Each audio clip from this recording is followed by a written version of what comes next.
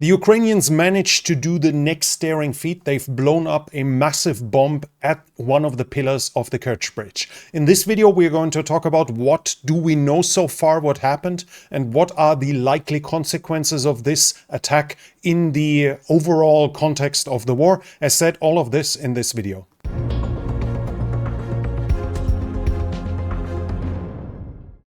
So what do we know so far? After the initial attack on the airfields of the Russians, this video was published by the SBU, by the Ukrainian intelligence agency, showing their commander looking at pictures of those airfields. This was immediately used for memes, of him looking at the memes, and the Ukrainians didn't disappoint. Within 2 days, the memes became reality.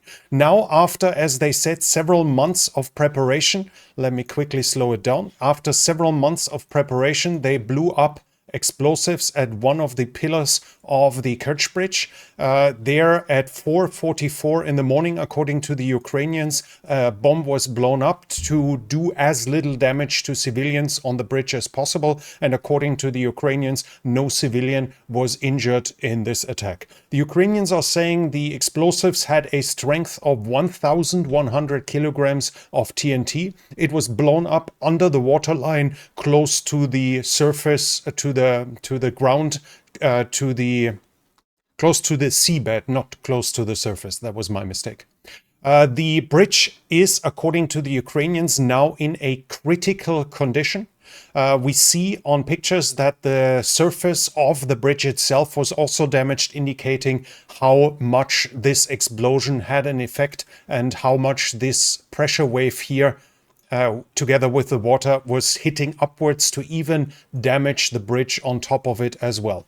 The event happened here at the pillar of the crossing where the ships pass under the bridge. This is close to the Ukrainian side. This is here to the Ukrainian side of the Kerch Strait. This is where the Ukrainians have struck. The area here is where the bridge is lifting itself up, the road bridge, and thus the stress on the pillars are bigger, and a repair should be much more difficult than on one of the flat pieces where the last attacks have happened, where the Ukrainians have blown up one of the truck that led to the collapse of parts of the bridge. So this time the damage potential is much bigger. But how big is the damage as in general? 1,100 kilograms of TNT are producing a force of 4.6 gigajoule. This is obviously a number that most of us will not have a way to put it into some context. So I calculated it with the size of the warhead of the German DM-2A4 Seehecht torpedoes, which have 255 kilograms of SSM TR-8870 explosive, and in comparison to that, it's 3.3 times as much. So it's 3.3 torpedoes that are made to destroy warships that were blown up at this point. One of these torpedoes is aimed to break the keel of a ship, to destroy a ship, and in this case, it was 3.3 times. Explosions underwater are significantly more effective, as water is much better in transporting the pressure wave. Unlike air, water is basically not possible to compress water. Thus, the pressure is transported much more efficiently than in the air. It can also create completely destructive pressure waves with up to 100,000 bars that move at a speed of 1,500 to 1,600 meters per second. So a massive pressure wave can be created. And after the explosion happened, cavitation is possible. This is where a steam bubble is created after the explosion that is basically empty of water, and when the water goes back to that and fills up that bubble, there is another potential for several thousand bars of pressure. So first, the explosion would create a push and then it would pull back, meaning in two directions pressure can be done and damage can be done on a structure. This is why hits underwater are so much more devastating on ships, irregardless of the fact that obviously it also allows water to then enter the damaged ship, but the explosion is much more effective underwater than it is over water. This is not just against ships, but obviously against structures as well. And in another effect, the pressure wave can also be reflected from the ground if it's done in the right water depth. So the Ukrainian explanation of heavy damage is absolutely realistic. Now, we do not know much yet about how this attack has happened. Ukrainians have said that it took months in preparation. The explosives were placed there. It wasn't some explosive boats. It wasn't a drone that was done here, according to the reports. My speculation is that it might have been torpedo riders, something like basically manned torpedoes where divers, where special forces are entering to place explosives. The Italians were the pioneers of this, and for instance in 1918 they sunk the Austro-Hungarian battleship Viribus Unitis in the Polar Harbor, and in 1941 in the Second World War they damaged Queen Elizabeth and Valiant in Alexandria. But of course those weren't the only attacks with means like this. The British did it, for instance, against the German battleship Tirpitz. This is, if I'm right in this, and as said, this is pure speculation, then they might have used a SEAL delivery vehicle. The US and the United Kingdom own some of them. They could have been handed over, or they've built something themselves like this. It can be launched from submarines, which the Ukrainians do not have, but it can also be launched from a civilian ship that is modified in, let's say, 10 kilometers of distance. That's fully within the range of a vehicle like this. It's almost completely silent underwater, as it's purely with batteries, and thus doesn't leave a bubble trace, and it is hard to hear and hard to see, especially if operated by night. This would allow the Ukrainian special forces to place explosives right at the pillar during the night. Then they could return to the ship, and in theory they can do that several times if the ship is set up for that, to allow for some docking and replacing, recharging the batteries, etc. But interesting, right before I finished research, this picture popped up, which seems to show ships being docked here right at the place where the explosives have happened. That's another theory. 2 days prior to that, we see ships being docked there. So it's possible that they did it right under the nose of the Russians. They hid in plain sight to place explosives here. As said, all of this is speculation as of now. To give some indication how it could have happened, we might find out the exact details in the near future. Now let's talk about the results. What is that of any importance? Ukraine has struck the road bridge. That's interesting. They also clearly have hacked the security camera. Otherwise, we wouldn't have a video like this. It's hardly likely that they placed a camera to surveil the explosion there. They probably just used one that is used to monitor the ship traffic going through under the bridge. Also, Ukraine in the last years has managed to sink several of the ferries that crossed the Kerch Strait. Several others were heavily damaged. During some time, at least, there was no more traffic of railroad ferries over the Kerch-Bridge. It's not 100% sure or clear to which degree they have re-established railroad ferry traffic over the bridge. At least I wasn't able to find out. So if the bridge is actually no longer usable. And so far we see on pictures that the Russians are on top of it, but that does not mean they can keep using it. People walking on top is something completely different than traffic, and the pillar might still collapse and take the bridge down. The fact that it's standing at this moment is obviously no indication of the actual size of the damage. So while the bridge is still standing, it might be no longer usable for traffic. We'll have to see. It's also unclear whether this attack was everything. First, it was kind of surprising that they attacked the road bridge, not the railroad bridge. It's possible that they had their own reasons to do that, but it's also possible that there are still explosives there that will explode in the next hours, or that the other explosives have failed at this point and that the Ukrainians tried to blow up the railroad bridge as well, but it has failed.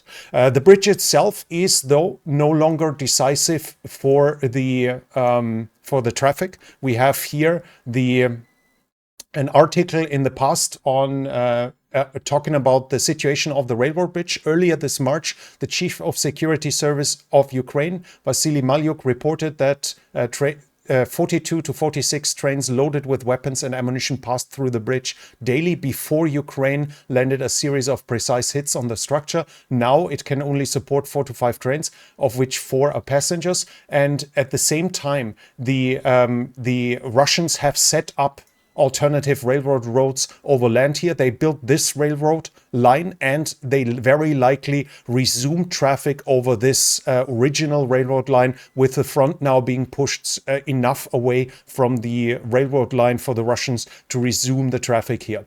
This means that even if the bridge should collapse, the military effect will not be decisive.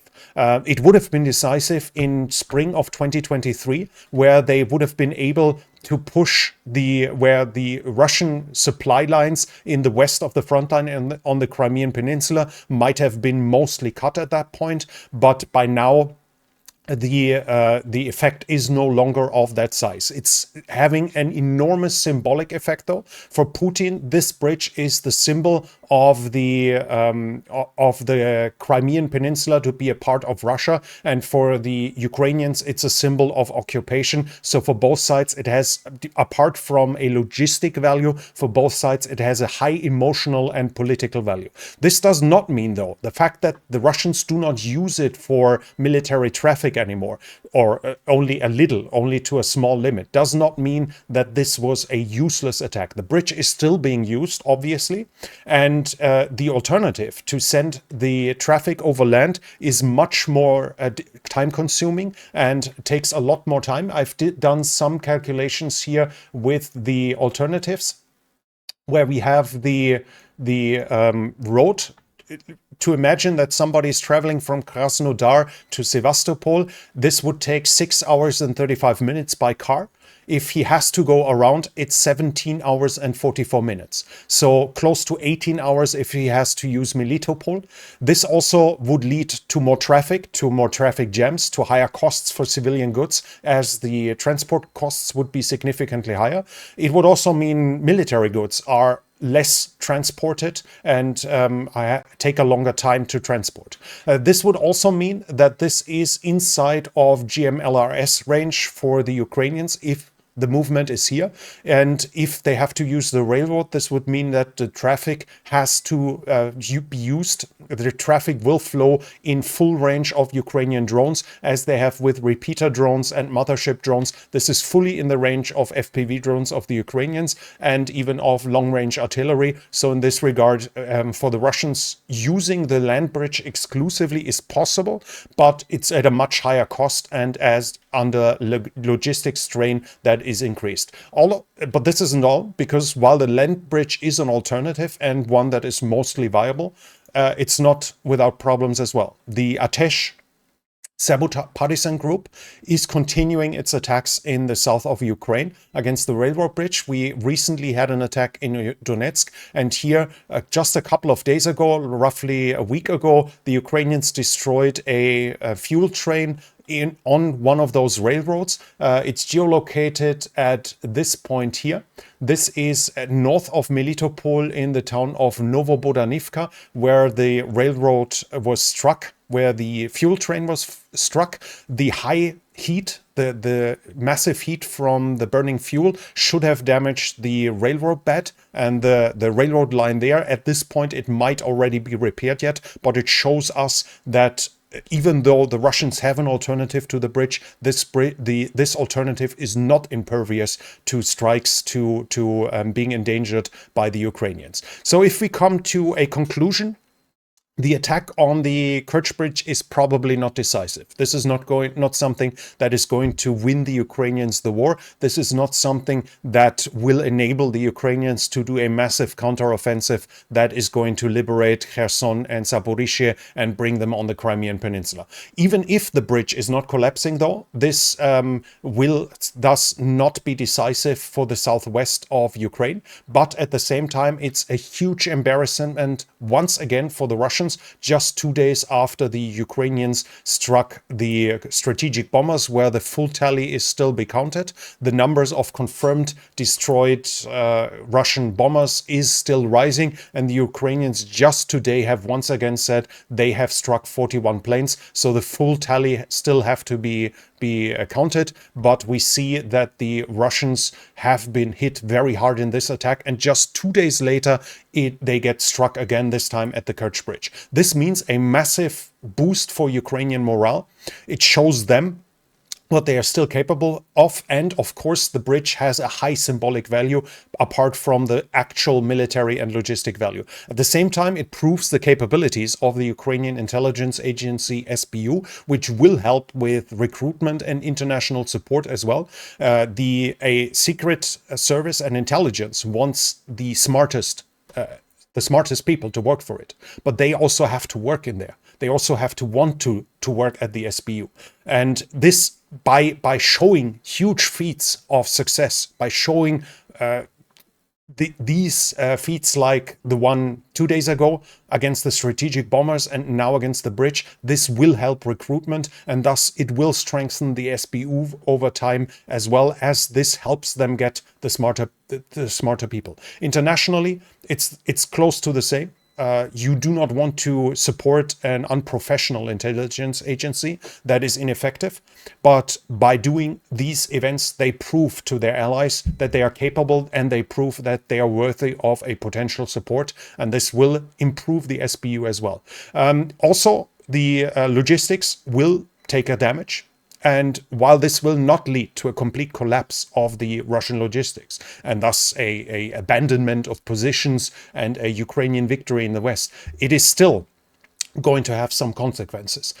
We can understand logistics as kind of like a human body. One small injury, one small sickness is not a bad thing, is not a disaster, but 20 at the same time are deadly. And this is one more sickness that the Russian logistics has now received, one more sickness it is suffering from, and one more sickness that is going to cause bigger problems in the future. So overall, a massive success once again, mostly or to a huge part symbolic, but also with likely some practical effects, even though the effects will be limited to a certain extent, but still a massive feat that the Ukrainians have achieved just 2 days after the previous one. That was it from me for today. If you like if you like this video, please give it a thumbs up. It helps with the algorithm. Leave a comment if you have something to add, and if you're new here, I would like to invite you to subscribe to the channel and hit the bell icon so you don't miss future videos. This channel is only possible because of the support of viewers like you. If you like to support the channel, you can do so by the means in the description, but that's it from me for now. Thank you for watching, and I'll be back.